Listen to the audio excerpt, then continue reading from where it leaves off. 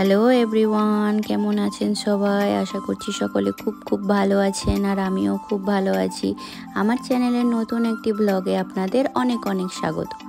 সকাল সকাল ঘুম থেকে উঠেই মনে পড়ে গেল আজ আমার সংসারে তো সব কিছু বাড়ন্ত।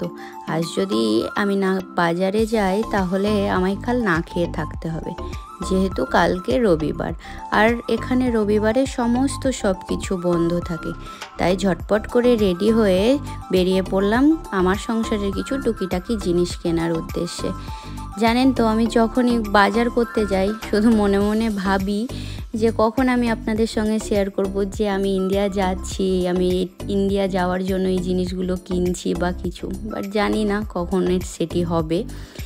এখন আমার টিআরসি কার্ডটা পাওয়ার অপেক্ষায় আছি। আশা করছি ভগবান তাড়াতাড়ি আমাকে টিআরসি কার্ডটা পাইয়ে দেবে, আর আমি আপনাদেরকে খুব তাড়াতাড়ি আমার সুখবরটি শোনাবো যে আমি খুব তাড়াতাড়ি ইন্ডিয়া যাচ্ছি। তো চলুন, গল্প করতে করতে মোটামুটি চলেই আসলাম। এটি হলো এখানকার সবথেকে বড় সুপার মার্কেট, এন্টাসপার বলে নাম। তো এখানে যাবতীয় আপনি আপনার সংসারের বলুন সব কিছুই আপনি পেয়ে যাবেন। তো চলুন আমি আগে ট্রলিটি নিয়ে নিই আমার বাজার করার জন্য। আর সব থেকে আগে আমি যাব মাছ বাজার, যেটা মাছ সেকশন থাকে সেই জায়গাটায়। যেহেতু সবসময় আমি যখনই বাজারে আসি তখনই আমি মনে করতে করতে ঠাকুরের নাম জপ করতে করতে আসি যে একটা ভালো মাছ পাইয়ে দিও। যেহেতু এখানকার সামুদ্রিক মাছ সবটাই আমার একটুও ভালো লাগে না খেতে। আমি মাছ খেতে ভীষণ পছন্দ করি, কিন্তু আমার এখানকার মাছ আমার একটুও পছন্দ নয়। আগে তো প্রথম এসে কী মাছ আমি খেয়েছিলাম ফার্স্ট দিন আমি জানি না, একবার কিনে নিয়ে এসেছিলাম, তারপরে ওরাদা সামথিং এরকম কিছু একটা নাম ছিল মাছটা। এত প্রচণ্ড গন্ধ লেগেছিল যে আমি দীর্ঘদিন মাছ খাইনি। সাধারণত আমি মাছ খেলে চিংড়ি মাছটা আর সালমান মাছ আছে ওটা, আর ব্রানসিন বলে একটা মাছ আছে যেটা অনেকটা আমাদের ইন্ডিয়ানের রুই মাছের মতো দেখতে। ওই মাছগুলো আমি সাধারণত নিয়ে আসি এবং খেয়ে থাকি, যেহেতু ওই তিনটে মাছই আমি খেতে পারি, আদারওয়াইজ আমি পারি না খেতে। মাছ তো আমার কেনা হয়ে গেল, এবার এসেছি টুকিটাকি সবজি বাজার করতে।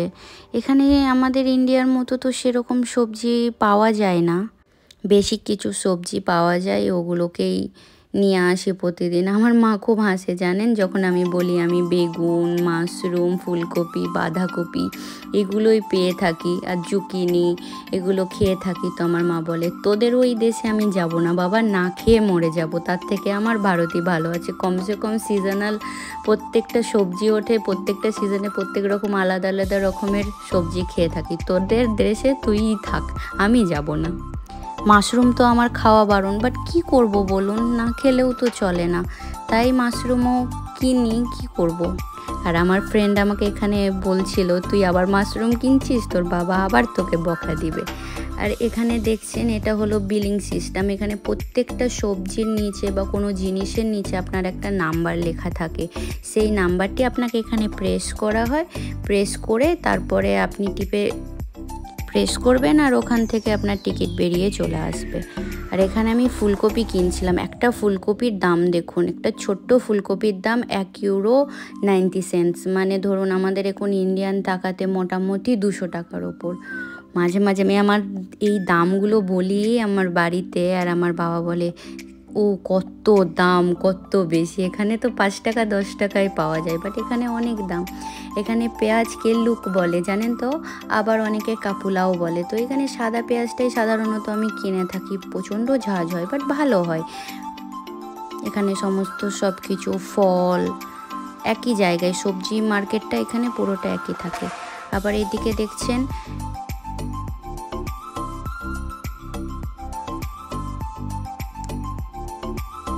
তারপর আমি চলে এসেছিলাম টমেটো কিনতে। আমি টমেটো খেতে ভীষণ ভালোবাসি। এখানে টমেটোর দামটাও অনেকই বেশি জানেন তো, মোটামুটি ধরুন ওই €2.80 মতো।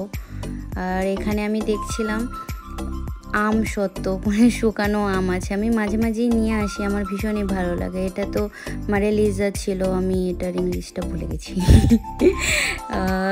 বাট মাঝে মাঝে নিয়ে আসি। আর এটা সব থেকে আমার ফেভারিট, মানে বানানা চিপস আমি প্রচণ্ড ভালোবাসি খেতে। এটা অ্যাকচুয়ালি সাধারণত এটা ড্রাই ফ্রুটসের সমস্ত কিছু নাটস বার, এইরকমভাবে এখানে সমস্ত আপনার কাউন্টার সেকশন ওয়াইজ ডিভাইড করা থাকে।